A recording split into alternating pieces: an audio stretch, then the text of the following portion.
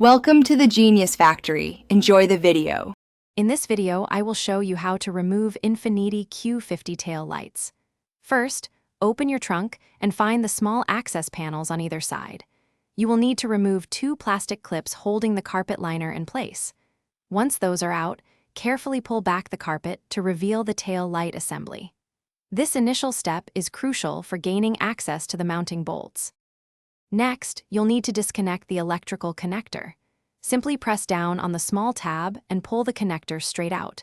Then, grab a 10mm socket wrench.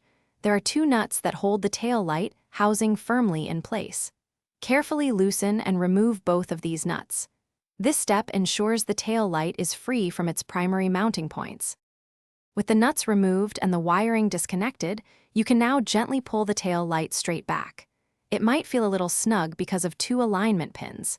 These pins are designed to keep the light perfectly aligned. Apply steady, even pressure to release it from its mounting points. Avoid twisting or prying, as this could damage the housing or the vehicle's paint. After the tail light is free from the alignment pins, carefully guide it out of the vehicle's cavity. Take a moment to inspect the gasket around the tail light for any wear or damage. A good gasket ensures a watertight seal. When reinstalling, simply reverse these steps. Make sure the alignment pins engage properly and the nuts are tightened securely.